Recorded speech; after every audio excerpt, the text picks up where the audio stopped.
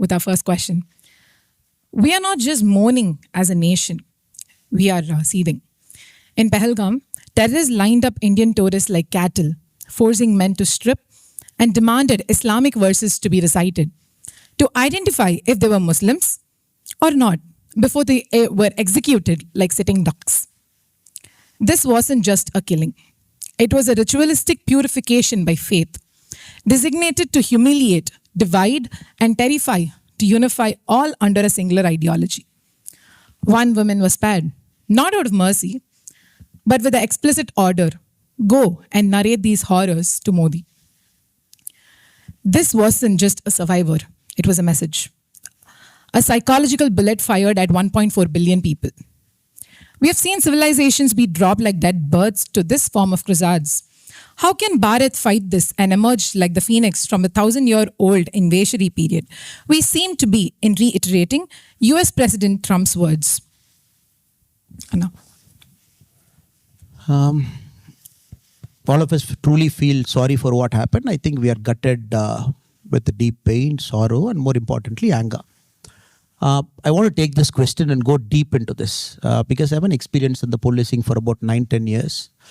And probably my perspectives would help you because normally this is the time a country takes two different paths. One is you're so angry. In anger, you always make wrong decisions.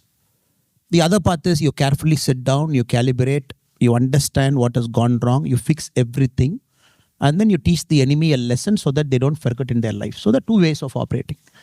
And October 7, 2023, when the same thing happened, a similar thing happened in Israel. Hamas, a militant organization, Israel chose a path.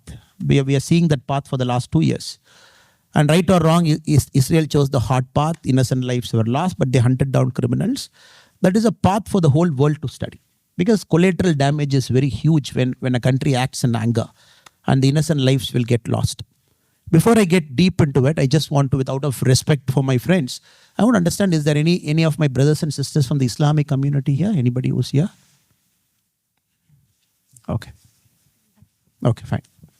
Okay. Whatever I say is not against any religion and we are human beings. End of the day, none of us chose whether we should be born a Hindu or we should be born a Muslim or we should be born a Christian. None of us chose it. We were born into a way of life, and especially for Hindus, it is not a religion. We were born into a way of life. And Swami Vivekananda came to this very same country in 1893, and in the World Parliament of Religions, when everybody was speaking by turns. And Vivekananda got the opportunity to speak 17. Swami Vivekananda was waiting for his chance till 16 people spoke before him. And everybody who spoke before him said, I come from this religion, I come from this religion, this religion, this religion. Swami Vivekananda went to the stage. When he got his mic, he said, look, I don't want to call my way of life as a religion. But since everybody who came before me, they said, I come from this religion, this religion, this religion, I'm also forced to call my sect, my way of life as a religion. Probably I will call my way of life as the mother of all religion. So he gave that historic speech in the World Parliament of Religions in Chicago with that spirit. So not against anybody. I absolutely believe all of us are same blood and everything. And again, with respect to Pakistan or any other country, it is for a certain people who make a mistake, it is wrong for us to brand the whole country as some. They are innocent people. Again, in Pahalgam, if you see the pony operator who got killed, who got shot dead, is a Muslim. And the first responders were Muslim, who came immediately there, who came without even thinking about their lives. They came in, they were Muslim. So in that context, I want to give an answer so that nobody should take my words out of context. So when I was doing my MBA in IIM Lucknow, I vividly remember November 26, 2008. My first year of MBA, like you guys. I was eating in the mess in the morning. I was supposed to go to my class in the morning. Then the firing happened the previous day, 27th evening it started. And TVs were reporting that 2 people are firing. Sorry, I'm taking a longish answer for that, but it's very important for the kids to set things in context. Because we should not have anger in our heart, and if we act out of anger, we always act with stupidity. That is why I'm taking some extra time to answer this. Then it was like 2 gangs fighting. Next day morning, we saw, okay, terrorists have come in. They have sneaked in through the sea. Then my heart was so heavy watching that visuals in the morning. Then I went to my class. There's something that that changed me as a person. I couldn't sit my whole class that day. The same Saturday, I took a train from Lucknow. I was doing my MBA in Lucknow. I took a train. I went to Delhi. My anger was, how can I fix it? I asked people, what is this? And what is it? Civil service, IPS, IAS, or whatever it is, how to do it. They said, go to Rajendra Nagar. So from Delhi, I went to Rajendra Nagar campus area. I was trying to search civil service institution. That's how my civil service journey began. It began out of anger. It began out of a sense of helplessness. It began that, look, my hands are tied. Somebody has come into my home. He has slapped at my people. They have gone back. And still we are not able to ask any questions. And the inefficiency of that whole process, the whole inefficiency, somebody going to a hospital, somebody going here, somebody going there, and people are butchered like anything. So I exactly know the people, your mindset right now. I had the same mindset 2008, about 17 years back. Later, and I got through the civil service when we were part of the National Police Academy. The RAND Corporation in US, they wrote a case study about the Mumbai attack, 26/11 Mumbai attack. They wrote a case study. It was so horrific to read that case study, wearing a uniform on my shoulder. This is a good 3-4 years later, 2011. I'm taking you to how Bharat was in 2008, November 26. When the terrorist operation was happening, we had the premium force which is supposed to go and act, called the National Security Guard, NSG at that point of time. We couldn't mobilize the NSG. Our intelligence was so bad, we didn't even know what was happening in Mumbai. The Americans had to call us and tell, look, terrorists are doing an attack in Mumbai, please be careful. The crisis management group of the cabinet, when they assembled, they also did not have a clue what is happening. Before we could mobilize our NSG in Gurgaon, bring a plane, because the plane went for servicing. There's no plane to lift them off. Before we could find a plane, we could find our NSG, put them in the plane, make them to take off to Mumbai. The Israelis had their plane landed in Mumbai. Because when the Mumbai attack was happening, there was this rabbis of Israeli Jew origin. They were under attack. So what the Israelis did is, when the same attack was happening in Mumbai, the Israeli commandos, they started flying from Tel Aviv, even before India knew what is happening. The plane was in the air. The Israel did not get clearance from India. They just said, look, my commandos are on the air. We are landing them in Mumbai in a couple of hours. You just give us permission. We will enter Mumbai. We will take care of your people also. That is the level of quality Israelis had. So you want to put things in perspective before we get anger, or anger drives us to make a decision. We were that bad. So, but Government of India, being Government of India, we didn't want Israelis to operate in Mumbai. We said, no, we are not going to give you permission. You please be in the airport. NSGs landed. After the National Security Guard landed in Mumbai, we did not have a floor plan of Taj. We didn't have a floor plan of Taj. We didn't know how to enter. Where is the exit? Where is the blind alley? Who's going to go in the front? Who's going to take a corner shot? We didn't have a map. People like Sandeep Unnikrishnan, such brave people, they fully entered knowing well they're going to take a bullet.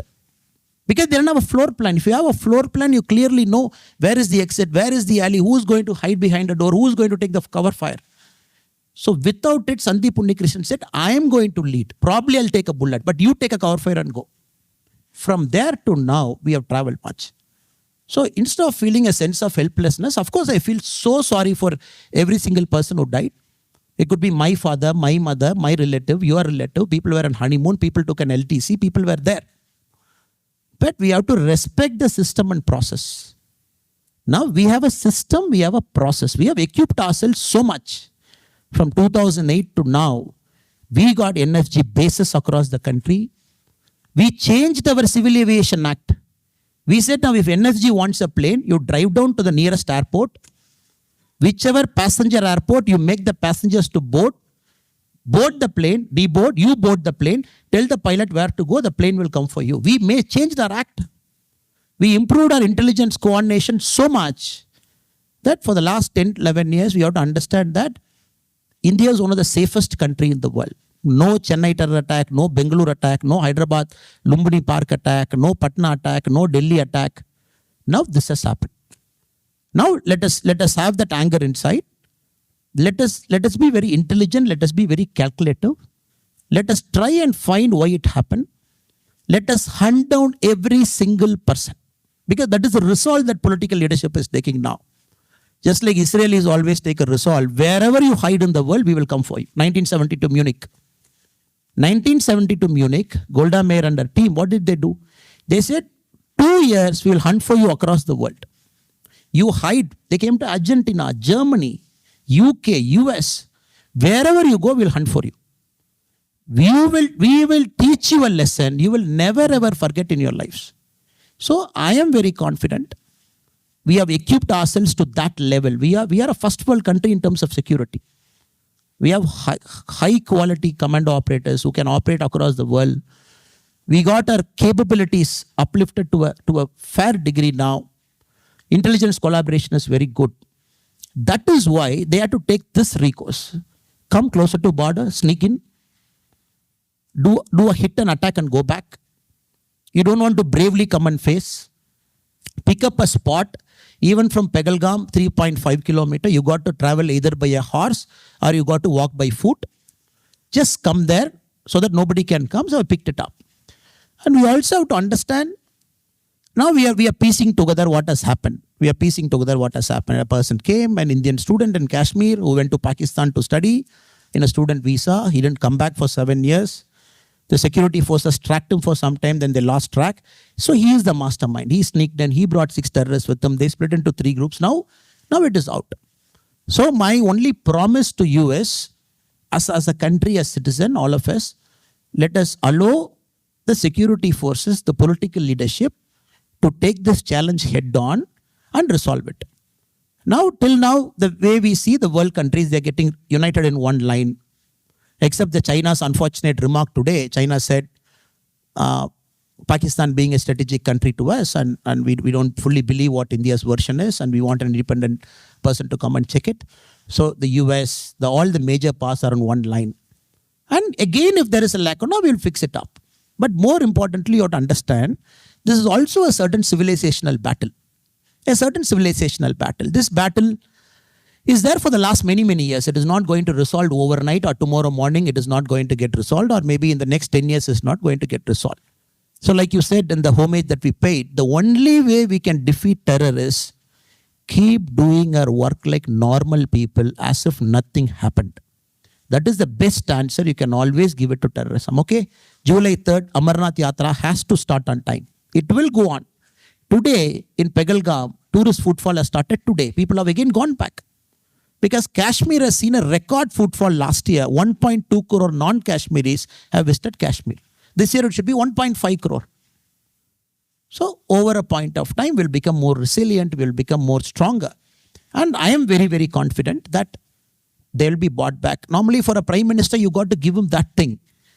When a prime minister says, look, I will teach them a lesson of their life, he will teach them a lesson of their life. So I feel very sorry for every single person, especially who got married a week back. Somebody from Shimoga, husband, wife and son going there, from Hubli, from Kurnool, from UP, from Maharashtra. Many people have gone to Kashmir for the first time in their life. So let us be cool, calm. Let us not get into that jingoist mode. And also make sure we don't brand an entire community. That is very, very important, because you are citizens of the future. And all of you are highly equipped, coming and studying. You are citizens of the future. And we should be very careful in our words, in what we speak, in what we do. That is what is expected of us. Keep that anger inside. Let that anger come out in productive way, so that we make Bharat more stronger and more resilient. Thank you so much. Thank you.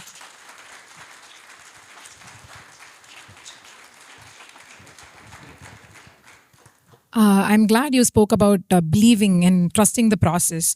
So, Bande